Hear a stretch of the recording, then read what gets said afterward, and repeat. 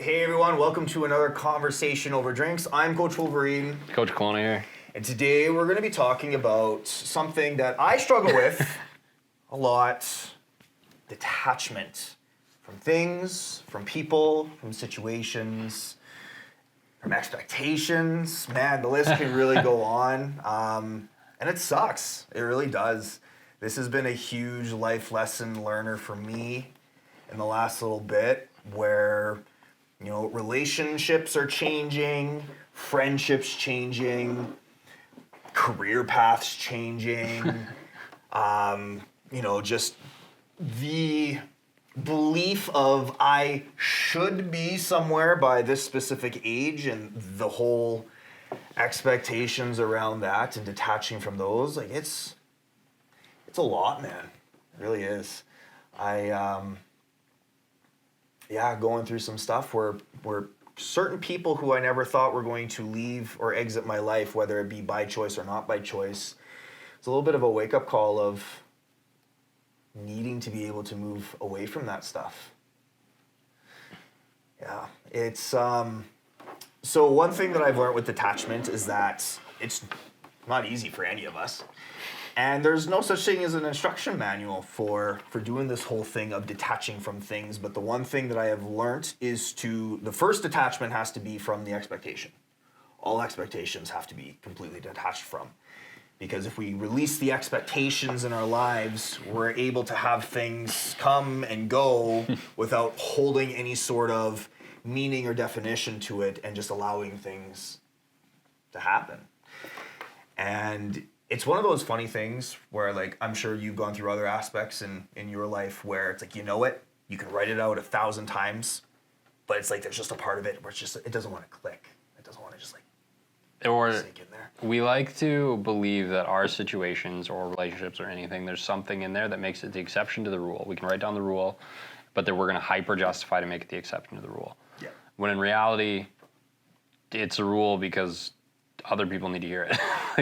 When you have to take that advice, right? Like, I look at situations I've been in jobs where that have put me in a bad mental space, in relationships that have put me in not great places as well, and I look at the amount of time it took me to get to a point where the rule was the rule, and I needed to act as if it was the rule.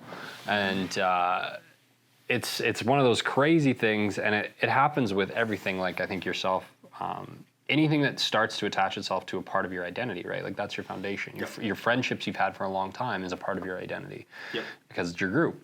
Yep. Right? Your employment, if you've had it for a long period of time, that's very rooted in your identity, especially here in North America. Especially as a man. What we do as a profession or a career, our identity is usually wrapped up. If you want to ask somebody, hey, who are you? I'm so-and-so, so I'm Dylan, the mindset coach. It's like, well, what else am I? And it really makes a person think when we have created this identity around this certain thing, right? It's like, I guess sidebar, but on the identity aspect or the expectation aspect is, the night before New Year's Eve in 2017, I had slipped on a patch of ice and I had tore my quad. It was a year-long recovery, and it was an injury that was bad enough that completely took me out of powerlifting. And I had created my entire identity around powerlifting. I was Dylan the powerlifter. And so I went through an entire identity crisis while going through this recovery, which I don't recommend. It was horrible. It was very, showering and going to the bathroom was very interesting to try and balance with my leg hanging out of the shower and balancing on one while not activating my hip flexors and whatnot. All my injuries are up top, so like walking was very rarely caused issues. But yeah, dude, recovery sucks as you go, right? Like, regardless of what it is. But I held on to the expectation that, like, I was going to go places with powerlifting, right? Like, I competed for 4 or 5 years, and that's what I was doing, and that was my plan. And then just like that, it was taken away from me because I held on to that expectation. And so that in itself was so hard for me to detach, and it wrecked my personal identity so much that I couldn't refine myself in the gym.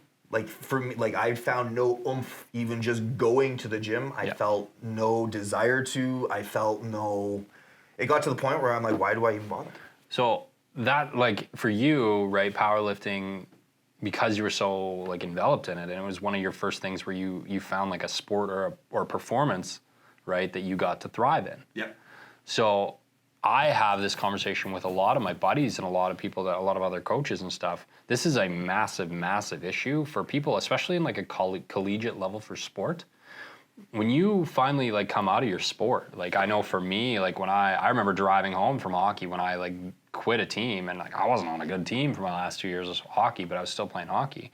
I remember crying in the car on the drive home. Yep. I just quit the thing that I thought I was going to do for the rest of my life. Because like that's what I wanted to do when I was 5, right? Like I thought I was just gonna play hockey forever. And obviously, like the older you get, and like you talk about where we think we're gonna go and the reality where we're going. Yep. 5 till I was like 14, it's all I wanted to do. I was like, all I'm ever gonna do is play. And then by the time you're 20 and you like finally let that go, or not even, and you're 18 by the time you figure it out, right? But like you going up, like I was. Right, just broke down, pulled over, cried on the side of the highway because that was it. Like I was no longer a hockey player, and I didn't know. I was like, okay, now what? Like I'm going to college, but I don't really care. And that stuff. So then it's actually really common in kids in sports, and when they come out, they're craving that social aspect that they had, that community aspect that they had, especially in team sports And camaraderie. And what replaces that right around the ages of 20 and 25? Bad things. Usually the party lifestyle. Lifestyle, right? Yeah, I was doing it in the party lifestyle before powerlifting. But so like I was lost in that. But my attachment to powerlifting wasn't just because of the sport, but it was because it was a sport where I could mask other insecurities that I had, right? Because I struggled with weight all of my life. Like I grew up very overweight. I was bullied for it very, very incredibly bad, where I heavily contemplated no longer being on this planet anymore. And so powerlifting was cool because I could be like, hey, I can be big and strong and lift all this weights, and I just have to eat food. And I'm accepted to be big. And I'm accepted to be big just so I can push the weights. And so then when that was taken away from me, it's like I no longer had the excuse to just eat whatever I wanted anymore. Even I ate relatively healthy. Like, don't get me, it was about the 80-20 still. But I had no excuse to just stuff my face with food because I was hungry. I actually had to start monitoring things, and I actually had to own the fact of like, yeah, I'm really fluffy right now because I made poor choices.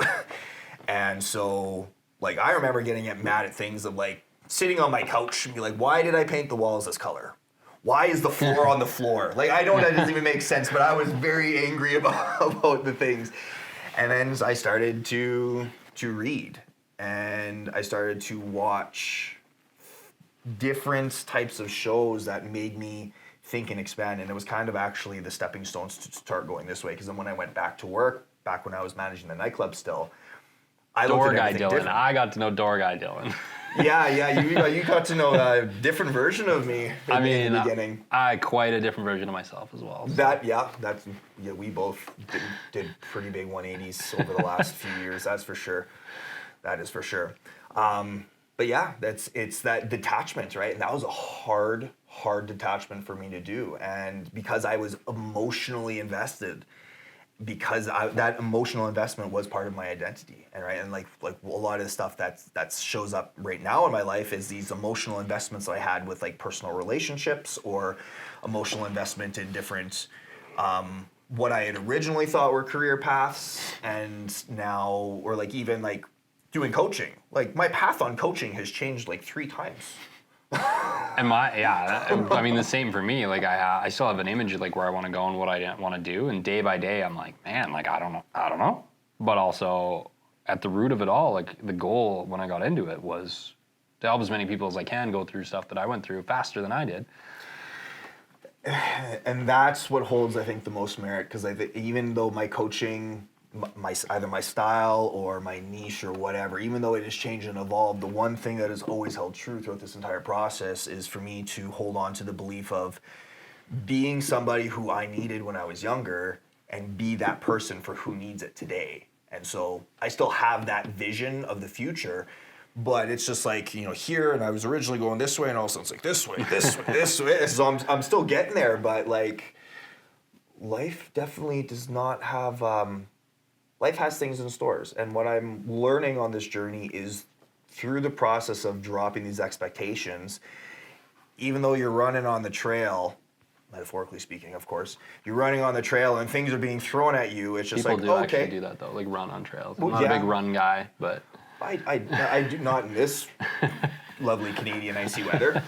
PTSD from the ice. But to just kind of like accept things that happen and know that it's like, okay, what am I going to do with this now? How am I going to move forward from this? And I was just saying on my story the other day, I've got some, like, this is the first time I've ever had tennis elbow. It sucks. It does. I feel for you on that. It does. This thing that's going on with my hip is a new thing for me. Like, I've never really, like, I thought it would just go away. Hint, it didn't. Yeah, it did not. So I go try out other methods for recovery too, and in that I get to meet some really cool people, right? Like if you're going into it with the mindset, it's like, all right, I tried everything I know how to do. Let's go try some new stuff, see what works. Eventually, we'll figure it out.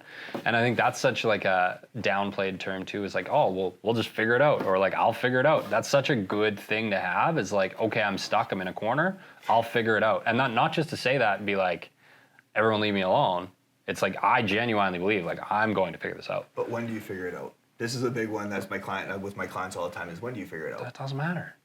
As it comes, right? You figure it out as you go. But exactly, that's it. That's where I'm going at, is because we think we just build this narrative in our brain that we have to have everything figured out before we get there. It's like, no, anything can happen. That's, yeah, the education versus experience thing that we love to talk about. Yeah. Yeah, is we figure it out as we go, and you nailed that with all of this stuff that I had to detach from and things that my clients have had to detach from. It's like, okay, what people did I get to meet instead, right? I got to meet really cool people through my therapy for rehabbing my knee. I ended up meeting different people when I was still at the clubs and having to do different positions at work. You know, and when it comes to people, is the people that aren't fitting your future, you create space for new people to meet. The reality is you're gonna outgrow people. Exactly. Right? And the people that are meant to be there are gonna grow with you. Like, especially in relationships, right? Mm-hmm. Intimate ones especially. You guys spend more time with one another than you should with anyone else. Like outside of coworkers, I guess. It's such a funny thing. I spend more time with my coworkers than I do significant other because of the way days work. Yep. But like that's the person you're growing with, right? That's where your intent goes, that's where your energy goes. You need to grow together, right? Like you can't, like one person can't stay completely stagnant, and that's the reality of it. So, and then you can look at that on a friendship standpoint as well, right? You have friends that you feel like are going to be there forever, but if you start taking steps forward and like genuinely feel like you're moving forward in things and growing, and they don't want to come with you, well, like that, what good does it do you to just keep pouring more and more energy down the stairs? Like it doesn't make sense, right? You leave the door open, and whenever they want to come along, great, but you're not a bad person for being like, hey man, sorry, like I'm doing stuff and you don't want to come. It starts becoming just a self-fulfilling prophecy by that point. Yeah. Right. And it's just, yeah. If I can leave with one thing to practice detachment, is to first drop expectations. Absolutely. I suck at throwing things out. I can bail on people better than I can bail on my own clothes. But that's not true. I don't mean bail as in like that, but like I've definitely... What if I want to wear the shirt again that I've never worn in 5 years? What if someone I know needs it one day? Come on. But I've got concert t-shirts that they don't fit me and I'm never going to look at them or wear them again. But as soon as I pull them out of my drawer, I'm like, nope, that's staying in there. There's memories attached to that. Oh, that's how I am too. But I've got a basket now. Like I put a basket, and like when I pull up a piece of clothing out of the dresser or whatever and I look at it, I was like, I'm probably never wearing this again. Like there's a very good chance I'm never going to wear this. It goes in the basket. And when that basket's full, get it out. Like I'm not keeping anything. That's a good practice. That's probably done. Should just do it, because it's like it's there and it's going to sit there long enough. And if something doesn't happen in the like 4 or 5 months that I'm filling this basket up, where I reach back in there and pull out a shirt, other than cutting it up and making a rag out of it, like, no, it's got to go. Yeah, I hear that. Yeah, so little things like that, right? But that's the intent of practice. It's like, hey, let it go. And it can, for some of us, it's got to start there. It's got to start with things in your home. Practicing things in your small, right? downsizing, like doing the physical that physical act of detaching will help on the emotional basis too. Yeah. It really does. I Surprise know, move in 48 hours, I suggest. I have a whole house that I have to move. I did not have a lot of stuff. All right, well, that's all I got for this one today, guys. The biggest thing is just drop any expectations that are being held in life and just figure it out as you go. We're not going to figure it out before because You're gonna be okay. we don't know what problems are going to arise Yeah. until we actually are faced with said problems. We're built to survive, and as long as you act accordingly, you're good to go. Absolutely. So I think that's it for me. So that's it, guys. Please like, share, and subscribe on whatever platform you're consuming this content on, and I hope you have a fantastic day. Cheers. Cheers.